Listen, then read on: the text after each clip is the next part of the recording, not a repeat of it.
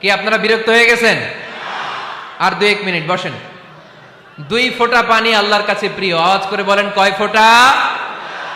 2 ফোঁটা। এক হচ্ছে জিহাদের ময়দানে রক্তের ফোঁটা, আরেক হচ্ছে অনুতপ্ত বান্দার চোখের পানির ফোঁটা।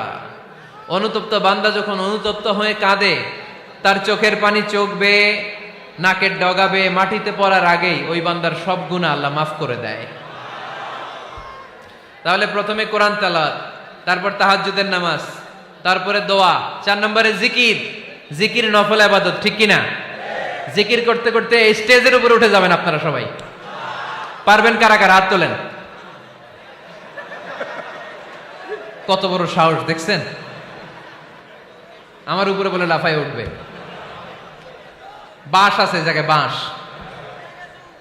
হ্যাঁ, না এটা করবেন না, কারণ ফাযকুরুল্লাহ কামা আল্লামাকুম, জিকির ওইভাবে